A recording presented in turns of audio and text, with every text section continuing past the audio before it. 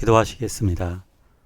자비로우신 아버지 하나님, 하나님께서 우리들의 생명을 살려주셨고 구원의 자리, 예배의 자리로 나아오게 됨을 감사옵나이다. 예배하는 주의 자녀들에게 새 생명을 주시고 예배하는 주의 자녀들이 주의 손을 잡고 살아갈 때 하나님의 전능하신 그 손길을 경험하게 하여 주시옵소서. 마음속에서는 강같이 넘치는 하나님의 은혜를 경험하게 하여 주시옵소서.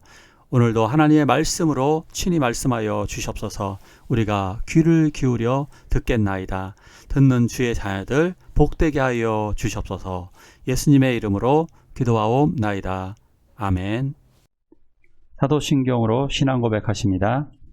전능하사 천지를 만드신 하나님 아버지를 내가 믿사오며 그 외아들 우리 주 예수 그리스도를 믿사오니 이는 성령으로 잉태하사 동정녀 마리아에게 나시고 본디오 빌라도에게 고난을 받으사 십자가에 못 박혀 죽으시고 장사한 지 사흘 만에 죽은 자 가운데서 다시 살아나시며 하늘에 오르사 전능하신 하나님 우편에 앉아 계시다가 저리로서 산 자와 죽은 자를 심판하러 오시리라.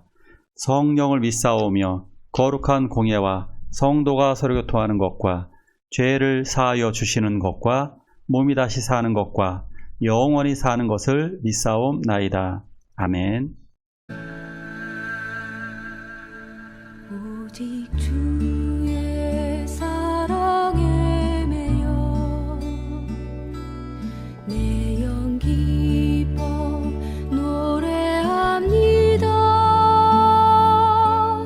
이 소망의 언덕 기쁨의 땅에서 주께 사랑 드립니다.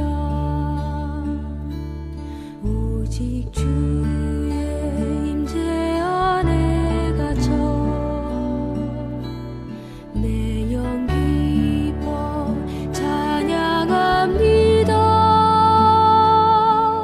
이 소명의 언덕 거룩한 땅에서 주께 경배드립니다.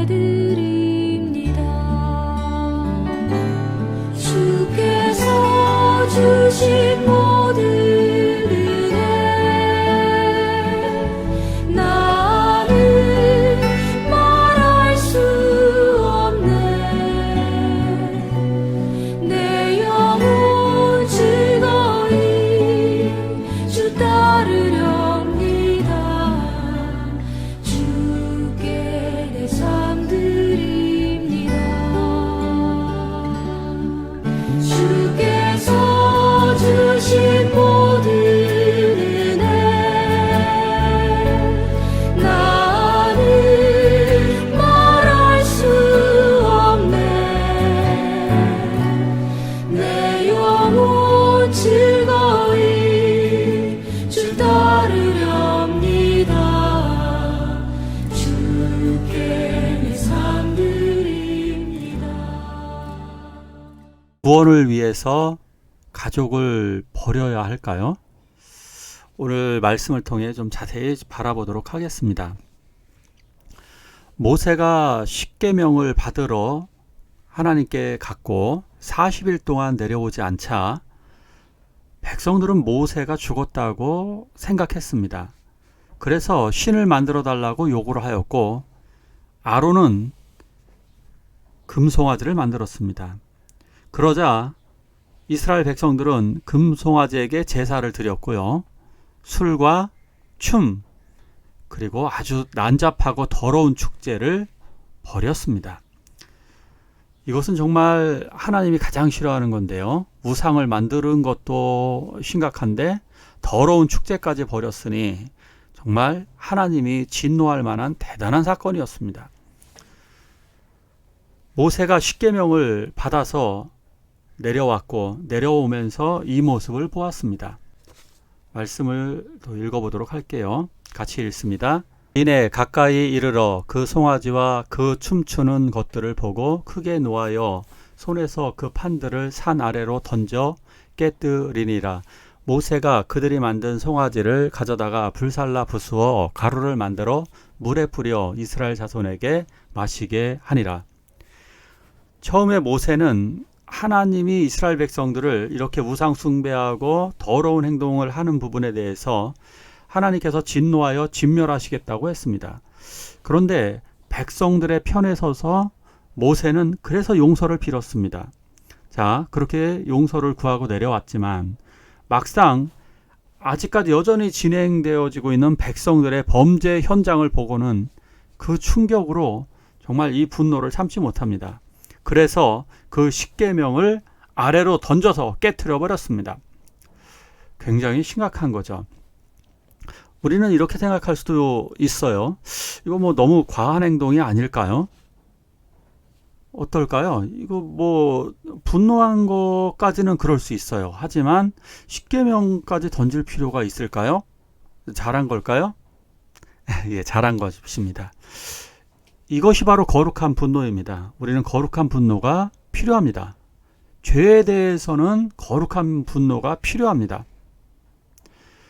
십계명을 던져서 깨트린 거는 그래도 잘못 아니냐고요? 절대 아닙니다. 이 십계명은 모세가 들고 있었던 이 십계명은 하나님과의 약속입니다. 하나님과의 계획인 것입니다. 그런데 그 약속을 지키지 않았습니다. 그러니까 이것은 깨트리는 것이 맞습니다. 쉽게 예를 들어 볼게요. 어떤 남자가 결혼하려고 혼인신고서를 들고 들어왔습니다. 그런데 다른 남자를 만나고 있고 불륜을 저지르고 있다면 어떻게 하는 것이 옳을까요? 그 혼인신고서는 찢어야 합니다. 하나님의 자녀들은 하나님의 구원을 잃어버리고 이렇게 언약 백성이 됨을 잃어버리고 이렇게 죄를 범했기 때문에 이제 새로 작성을 해야만 하는 것입니다. 그래서 모세는 그것을 확실하게 보여주기 위해서 이 십계명 증거판을 깨트림으로 이제 언약은 파괴되어졌고 이제 새로운 언약을 맺어야만 하는 겁니다. 이것은 죄에 대한 심각성을 교육하기 위해서 이렇게 시각적으로 분명하게 보여주신 것입니다. 그리고 모세는 밑으로 내려와서 금송아지를 가져오게 하고 그 금송아지를 불사르게 합니다. 아마도 탔던 이유는 속은 나무라든가 그러한 형태로 만들어졌을 겁니다. 나무 같은 거로 만들면 이제 도금하는 형태로다가 입혔던 것 같아요. 그러니까 불살라서 그리고 그걸 가루로 만들어 갖고 금을 가루로 다 만들어서 이스라엘 백성에게 마시게 하였습니다. 자, 왜 굳이 이렇게까지 금송아지 부순 것까지 또 이해가 가죠? 그런데 이걸 이스라엘 자손에게 또 마시게 하는 거는 좀 이해가 안 가는 부분이긴 합니다. 근데 왜 그럴까요? 이것은 백성에게 저주가 되게 하는 쓴물이 됨을 의미합니다. 모세의 율법에서는 외간 남자와 부정을 저지른 부정을 의심받는 여인이 조사를 받은 다음에 저주의 물을 마시도록 하였습니다.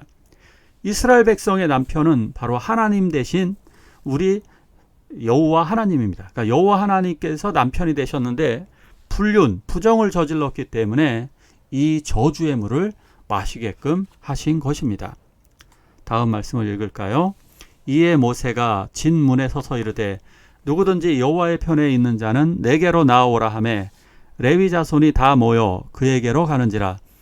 여호와께서 이렇게 말씀하시기를 너희는 각각 허리에 칼을 차고 진 이 문에서 저 문까지 왕래하며 각 사람이 그 형제를 각 사람이 자기의 친구를 각 사람이 자기의 이웃을 죽이라 하셨느니라. 모세는 이렇게 얘기합니다. 누구든지 여호와의 편에 있는 자는 내게로 나오라. 자, 구분하기 위함입니다. 누가 진짜 여호와의 편인가? 누가 진짜 여호와에게 충성하는 자인가? 확실하게 알게 하기 위해서 누가 여호와의 편에 있는지 여호와의 편을 드는 자는 이쪽으로, 내 쪽으로 오라고 이야기합니다. 그러자 모세의 말을 듣고 레위 자손이 다 그에게 모여갑니다. 그 레위 자손 수만 명의 그 레위 자손들에게 모세는 이렇게 명령을 합니다. 여호와께서 이렇게 말씀하셨는데 너희는 칼을 차고 그래서 지나다니면서 그 형제를 그리고 자기의 친구를 자기의 이웃을 죽이라 라는 명령을 내립니다. 오늘 참 이해가 안 되는 말씀이 많네요. 각 사람이 자기 형제를 죽이라고 합니다. 이 의미는 물론 이스라엘 백성들은 다 형제들입니다. 서로 형제라고 얘기했습니다. 이스라엘 백성을 죽이라는 얘기죠. 비록 그 사람이 진짜 형제일 수도 있고 자기의 친구일 수도 있고 이웃일 수도 있습니다. 그러나 죽이라는 것입니다. 자, 근데 좀 오늘 이해 안 되는 말씀 많다 그랬죠. 이거 이렇게 죽여야 될까요? 정말로? 이때 죽은 사람이 3,000명 정도 죽습니다. 아니 다 죽였다면요. 이 말씀을 우리가 잘못 알아들어서 뭐 형제, 친구, 이웃 그냥 마구잡이로 막 죽이려나 보다. 우상 숭배한 사람들. 그러면 다 죽었죠. 네, 그게 아니라요. 이건 정확하게 이해를 하셔야 됩니다. 3,000명만 죽었다라고 하는 것은 여전히 모세가 지금 이스라엘 백성의 지도자입니다. 하나님을 대신하는 정말 신급의 지도자인데요. 이 위대한 모세가 십계명을 깨트렸는데 아직까지 여전히 우상 숭배하고 여전히 그곳에서 술 취하며 뛰어서 아마 음란 행위를 여전히 저지르고 있는 이 사람들, 우상 숭배를 여전히 하고 있는 이들 중에 여전히 하고 있거나 어쩌면 우상 숭배자의 주동자들을 죽이라고 했던 것으로 보여집니다. 이들을 철저하게 응징, 심판하시는 장면을 볼 수가 있습니다. 하나님은 죄를 미워하시고 우상 숭배를 정말로 싫어하십니다. 이 더러운 행위는 이 철저한 본보기입니다. 이 첫 번째 본보기를 통해서 이제 하나님을 얼마나 우상을 싫어하시고 그리고 하나님께 예배하는 자를 찾으시는지 이것을 알게 되는 것입니다.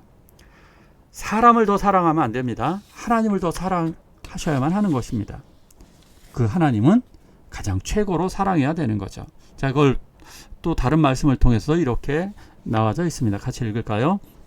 어떤 사람이 내게 오면서 자기 어머니나 아버지나 어머니나 아내나 자녀나 형제나 자매나 참으로 자기 생명도 미워하지 아니하면 능히 내 제자가 되지 못하고. 이거 오늘 말씀은 이건 거예요. 주님을 따르려면 다 미워야 됩니다. 아버지가 예수 믿는 것을 반대해서 나를 핍박한다면 사실 아버지를 떠나셔야 됩니다.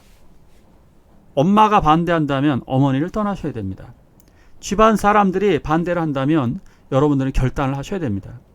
물론 나 자신도 하나님의 믿음이 장애가 된다면 근데 가장 우선적으로 자기 생명도 미워야 됩니다. 그러니까 하나님이 우선되어지라는 거죠. 본보기를 보여주셨습니다. 이 첫 번째 이 이스라엘 백성들이 십계명을 받은 이후에 죽는 장면은 마치 아나니아와 삽비라가 그들이 범죄함으로써 초대교회에 엄청난 피해를 끼친 부분, 이것에 대해서 하나님은 성령을 우롱하고, 그러니까 즉 하나님의 피로 사신 교회를 우롱한 것에 대한 철저한 본보기로 아나니아와 삽비라를 죽이셨습니다. 여기서도 본보기로 우상 숭배한 자들, 하나님의 구원을 욕되게 한 자들을 본보기로 3,000명을 죽이셨던 것입니다. 우리는 지금 인간적인 면을 생각하시면 안 됩니다. 우리들 잘못되는 부분이 있다면 과감하게 때로는 나의 꿈, 나의 생명, 나의 돈, 나의 재산, 나의 가족, 내가 사랑하는 것이라 할지라도 그것을 버려야만 하는 것입니다. 오늘 말씀 이렇게 정리할 수 있겠습니다. 구원을 위해 가족을 버려야 하냐고요? 먼저 이렇게 말씀을 드릴게요. 예수를 따르면 당신의 가족을 영원히 구원할 수 있습니다.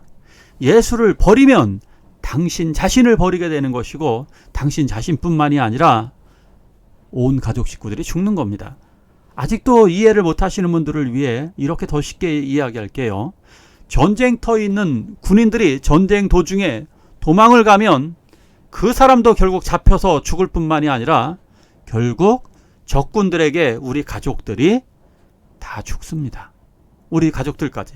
내가 목숨을 걸고 이 전쟁터에서 지켜내면 결국 나의 목숨도 살아날 수 있을 뿐만 아니라 우리 가족, 우리 나라의 모든 생명들을 다 살릴 수가 있게 되는 것입니다.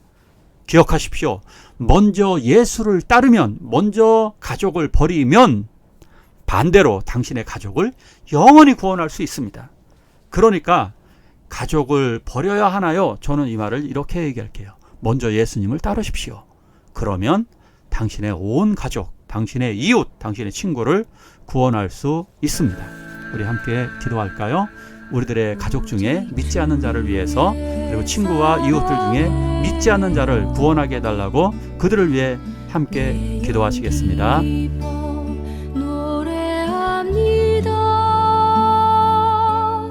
이 소망의 언덕 기쁨의 땅에서 주께 사랑드립니다. 오직 주의 임재 안에 갇혀 내 영 기뻐 찬양합니다. 이 소명의 언덕 거룩한 땅에서 주께 경배드립니다. 주께서 주신 모든 은혜 나는 말할 수 없네. 내 영혼 즐거이 주 따르렵니다. 주께 내 삶 드립니다. 주기도문으로 예배를 마치도록 하겠습니다. 하늘에 계신 우리 아버지여, 이름이 거룩히 여김을 받으시오며 나라가 임하옵시며 뜻이 하늘에서 이룬 것 같이 땅에서도 이루어지이다. 오늘날 우리에게 일용할 양식을 주옵시고 우리가 우리에게 죄지은 자를 사하여 준 것 같이 우리의 죄를 사하여 주옵시고 우리를 시험에 들게 하지 마옵시고 다만 악에서 구하옵소서. 대개 나라와 권세와 영광이 아버지께 영원히 있사옵나이다. 아멘.